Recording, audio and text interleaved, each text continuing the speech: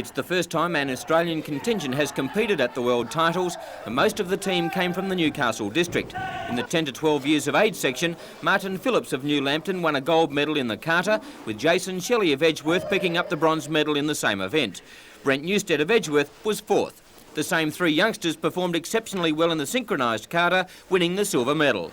And Warren Tressiter of West Wallsend turned in the performance of the championships, winning the gold medal in the most demanding of disciplines, sparring, and that was in the 13 to 15 years section. The team returns home at the end of the month.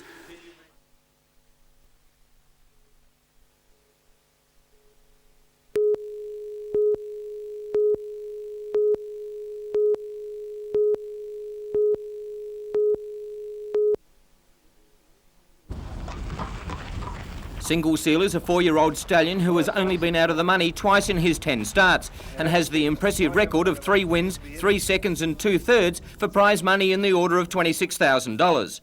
Salty to his mates at the Maitland stables of trainer Philip Atkins, his last start in Sydney was a good pointer to tomorrow's Cup. He was second to the fast-finishing Constant Kingdom. To the lead. Single Seal dash clear now. In second place, Tony's Mistake. Constant Kingdom through the ruck now is coming out after the leader. This will be a Burnborough performance if he can win. Can he make it? Single Seal is stopping. Look at Constant Kingdom. He's come from 1,000,000 to 1 spot on the turn to win. Originally set for the Newcastle Cup next month, but hampered in that preparation by the rotten weather of late, Atkins was impressed with the Rosehill run. Yes, it was a very good run, but it was just he drew a bad barrier. The race wasn't really run to suit him, but for what he done, I was very pleased with it. And an added incentive for Single Seal to win tomorrow is that the owner, Bill Turner, has been ill in recent times. But he hasn't been the best the last, 12 months or so. But yes, he's always pleased to get a winner, and I'm sure he'd love to win that race tomorrow. NBN's fearless tipster Gary Harley has a high regard for the Entire. I think he'd be very hard to beat, Michael. The metric mile at Broadmeadow will suit him. He'll race back in the fur like he normally does. Kevin Moses will pull him to the outside at the top of the straight, and he'll be storming home down the outside at the finish.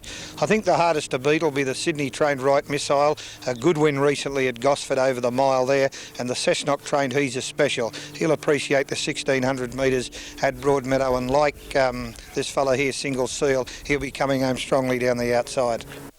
And for the legs of the Daily Double at Broadmeadow tomorrow, conducted on races 9 and 10, try Barrabilly in the first leg and Pearl Dragon in the second.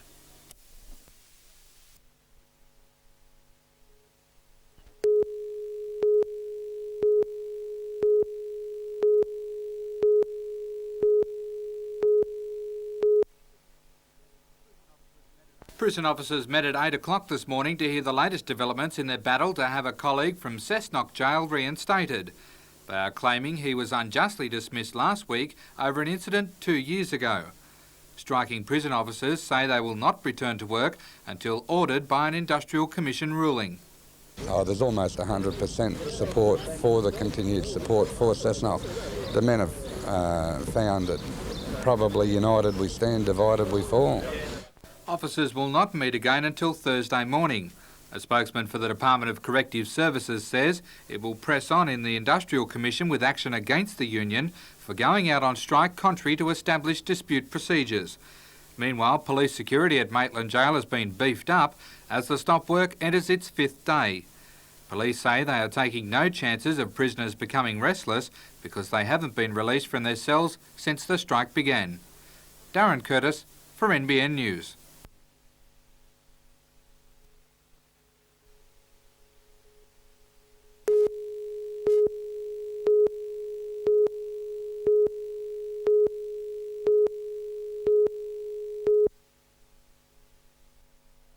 $7,000 students from 30 schools have enrolled for the 2 days of career advice. Well, it's a unique opportunity for students to get the information first-hand from people that they wouldn't otherwise have a chance to talk to. Unemployment for 15 to 24-year-olds is twice that of the older age groups, and these students face difficult decisions on their future. The market offers advice on the traditional trades and professions, plus the lesser-known jobs like working as a dietitian or perhaps a nanny. A trainee nanny can earn $200 a week, and with experience, up to $500 a week. I think to be a nanny is the job of the future. Career advisors were questioned today on qualifications, the good and bad points of jobs, and the all-important... And how much much money do you earn? As an apprentice, you start off on $130 per week. Information is also available on enrolments at universities and colleges. The careers market closes at 8:30 tomorrow night. Peter Ryan, NBN News.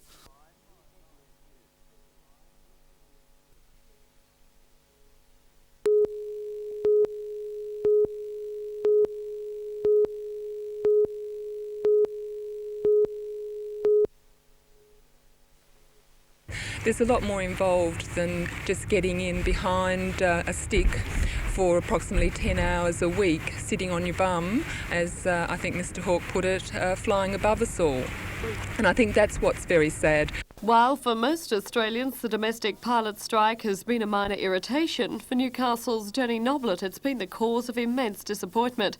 We have 2 children and they're asking questions themselves when they're hearing things that are on the media regarding their father, and puts them in a difficult situation. They've always respected their father and his career, and they know the work that he puts in, and they also know the amount of time that he isn't there.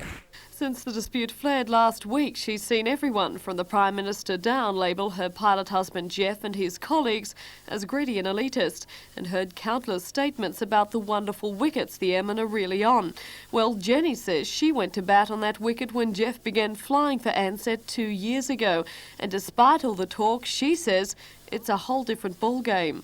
My husband's been in Ansett for 2 years. And when he started, he was on $25,000 a year for his first 6 months because he was training. His group certificate for this past year, the past financial year, showed a salary of $44,000. So he's not on that bracket, no. At this stage, Jeff Noblet has not been stood down, but Jenny says it's quite likely that will come tomorrow.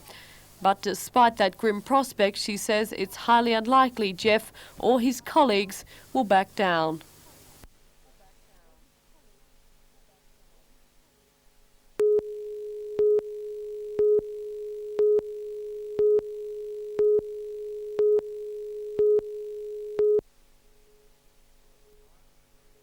Troy and Guy will defend their titles at a gala night at Jupiter's Casino on September 2nd.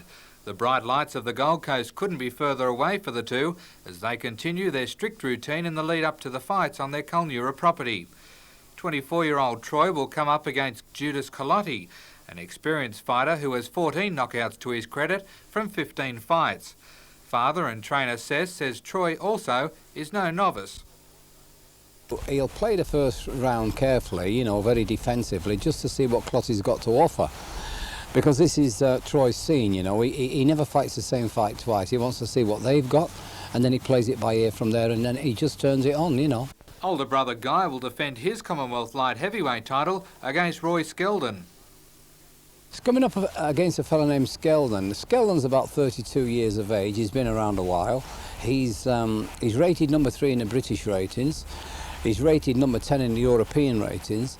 And if you're rated in the European ratings, you're not a mug. While Troy continues preparations to defend his Commonwealth title, negotiations are continuing for him to fight IBF light middleweight champion Gianfranco Rossi. Rossi only recently won the title and is keen to defend the belt in Italy. Sess has also made a firm prediction that Guy will fight Jeff Harding for his world title belt before the end of the year. Claims have been plenty in recent months that both fighters have been avoiding each other. However, if the fight comes off, it will be the first time ever 2 Australian boxers have fought it out for a world title in their own country.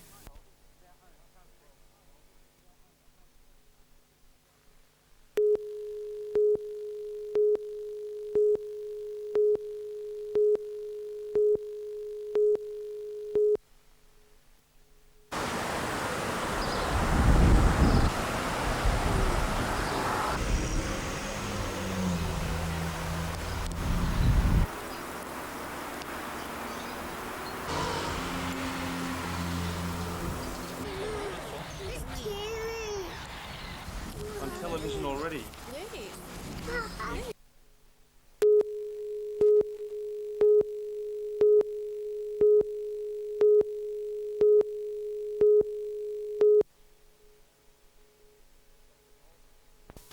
Dr. Goldman was invited to address the Congress on the adverse effects of steroids on athletes. Once considered a reactionary for his warnings on the side effects of steroid abuse, Dr. Goldman's message now sounds like a prophecy. The chairman of the doping committee of the US Amateur Athletics Union has enough anecdotes and case histories to fill a book. In fact, he's filled two. His latest, The E Factor, promotes physiological development without drugs, an idea he says athletes once regarded as wimpish until the drug users began to suffer side effects. Well, the things that will bring the athlete into the position are impotence, their body's ability to produce hormones shrink down, their testicles get smaller, and they become impotent, the sperm count drops, they develop heart disease at an accelerated rate, very bad acne, deep scarring acne, called acne vulgaris, the risk of liver cancer. There's a lot of very serious problems, psychological problems as well. Dr. Goldman says a growing body of information on steroid side effects allows doctors to detect early signs of drug misuse, and he believes the information is most useful for local GPs. Local physicians are probably the first person that the athlete is going to come to, so it's important for them to pick up those warning signs, the behavioral changes, the liver enzymes on their blood test elevating, the changes in the size of their prostate or their testes, all these sexual characteristic changes that may occur in the male as well as the female. And really the general practitioner is the front line for detecting these situations. Do you think the general practitioner is aware of what to look for? I think probably not. I think that's why this Congress in Newcastle is so important, to make the public of Australia well aware of it and to train the physicians in what they should know about this situation. But Dr. Goldman says the biggest enemy of the anabolic steroid pusher is public opinion. He says that if sports fans learn to despise the use of performance-enhancing drugs, then athletes will shun the dopers. Yeah, if they take drugs and they get disqualified and they get embarrassed and they lose their job, instead of making a few $100,000 a year, they'll be back at the grocery store pushing bags. The National Drugs in Sport Congress will close tomorrow with a panel discussion on possible answers to the drugs in sport debate.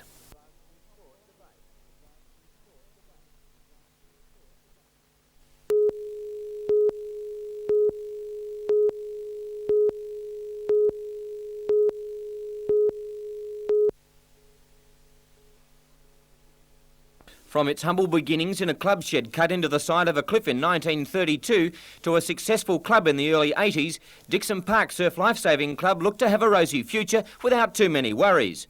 The members of Dixon Park built their second shed in the early 50s and then established their current facilities in 1969. Dixon Park went from strength to strength, at one stage boasting the largest number of active members of any surf club in Australia. And a great deal of success was enjoyed by the club, with wins in the Newcastle Branch Patrol in 85, 86 and 87, and this year the State Senior A Boat Championship. But in the club upstairs, things weren't working.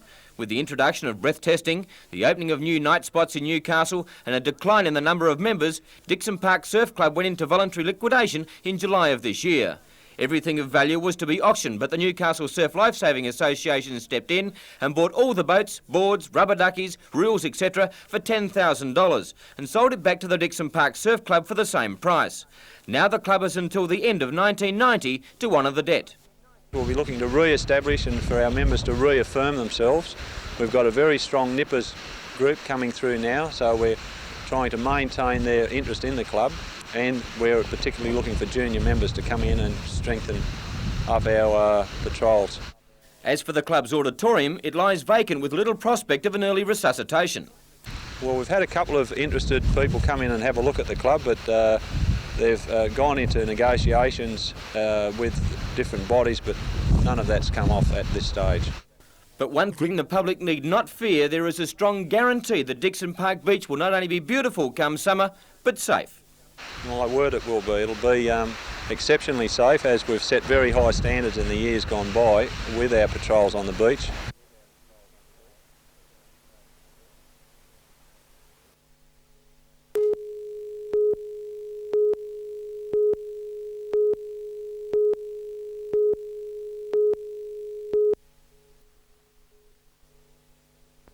Relatives and neighbours helped Ricky Penn and his wife Kerry to salvage the few possessions which escaped last night's fire. It's thought the blaze was sparked by a build-up of gases in cladding around the chimney stack. The fire raced through the ceiling of the 100-year-old home while the family slept in a front bedroom. But mother, father and 4-year-old son Michael did escape with only minutes between safety and a tragedy.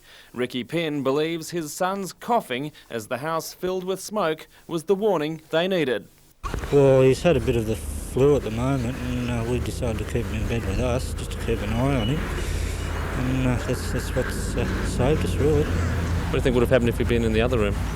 Well, I don't really want to think about that, but I'd say somebody would have been hurt, either me trying to get him out or him getting stuck in the room. What about the house itself? Is there much you can do now? Well, we can salvage a few clothes and a few personal effects, but as for the house itself, we won't be able to live in it at all. It's just a total write-off. Today, the Penns have their lives, but little else. The house they bought 18 months ago was insured for about $47,000, but the contents were not. The couple say they owe what's left to the prompt work of the fire brigade, which took less than half an hour to answer the call and control the fire. Tom Hilston, NBN News.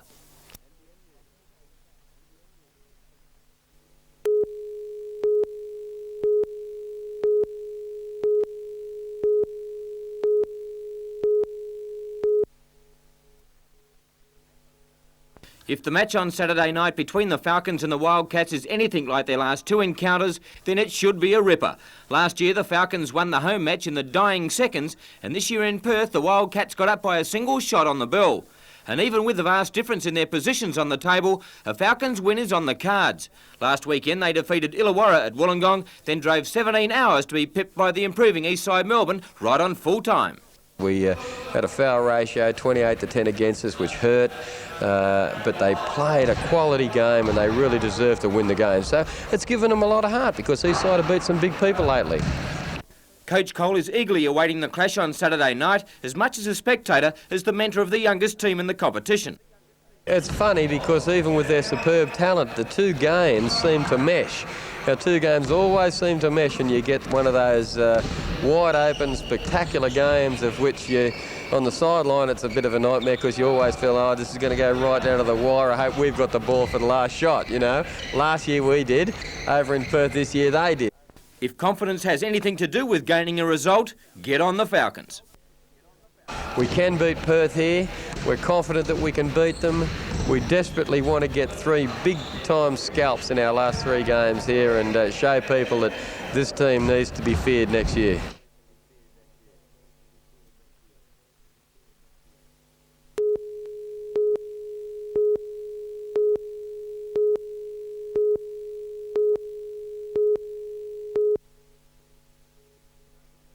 At Harker Oval, Western Suburbs and Maitland will clash on Sunday to see who will go on to play South Newcastle in next weekend's grand final. The Maitland Pumpkin Pickers also feature in the other grades. Only 3 matches in Newcastle Rugby Union as the final part of the round played on June the 24th. These matches are set down for decision tomorrow. The Newcastle Australian Football League will conduct finals on Saturday and Sunday, with the winner of the Warners Bay-Nelson Bay match going straight into this year's grand final. The loser of Western Suburbs and Walls End is finished for the season. It's the last minor round of Newcastle men's hockey tomorrow, and it's a battle between University and North for the minor premiership. Both teams are on 30 points. Delaney Rollers and the Cricketers' Arms will meet in the final of the Newcastle Netball A-grade competition, with the winner going on to meet Sinbads in the big one next weekend.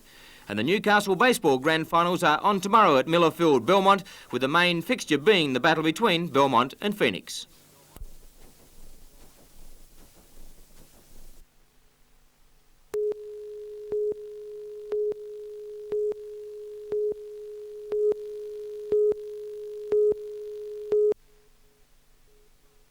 This might look like a junkyard to some, but for the vintage motorcycle collector, this is heaven. 64 motorcycles of various makes and models and every imaginable spare part. The collection dates back to the 1900s, and although it's not in immaculate condition, when the dirt and dust is wiped away, some of these bikes are worth a small fortune. Take this 1928 Harley-Davidson, one of the earliest twin-cam machines. It was raced by local speedway champion Scotty Sunderland. Or these 9 Triumphs. 2 of them are almost complete. All they need is a bit of spit and polish. For Harley-Davidson fanatics, there's 3 pre-1930 machines and this bike. Well, at least that's what they tell me it is. And of course, no bike is complete without a motor, and this collection has quite a few.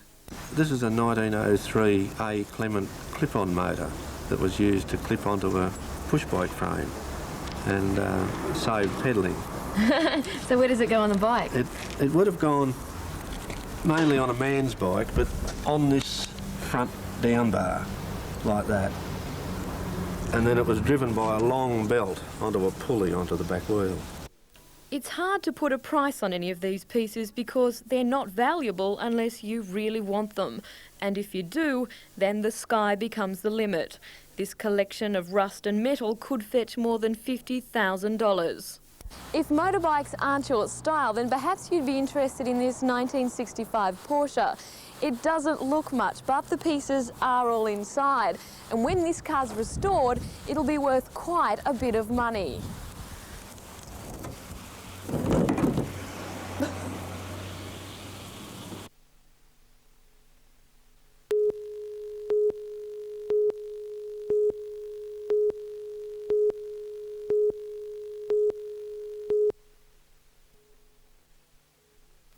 Acting Principal Dr Les Eastcott and President of the Institute Council Dr Elwyn Currow held a press conference to announce their dissatisfaction with the amalgamation process.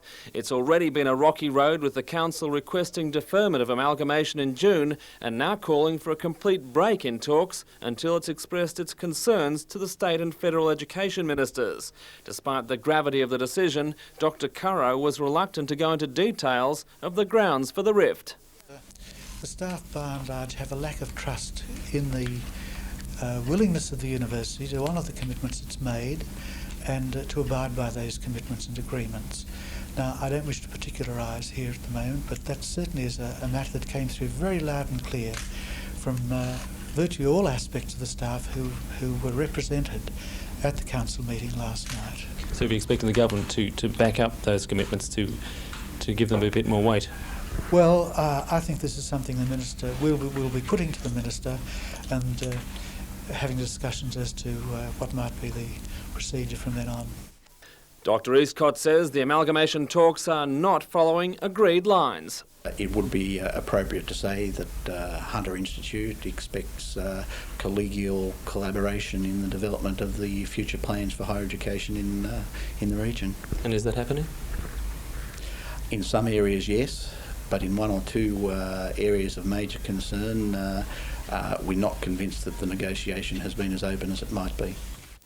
Meanwhile, Newcastle University continues to seek greater prestige among tertiary ranks with a renewed campaign for a law faculty. The university has a Department of Law, but legal head Professor Frank Bates believes the university is now ready to offer graduate courses. We have members of staff with wider experience than has been the case in the past. We have resources which can be built on effectively. I think we have the support of the local community, not merely the local legal profession, but the local community is represented by bodies such as the Trades and Labour Council and so on. I think the infrastructure is stronger. I think that the will to succeed is perhaps as strong as it's been in the past as well. The university's case is supported by visiting Oxford University Regius Professor of Law, Peter Birks. And I think that the university's best interest would be served by establishing a proper law school.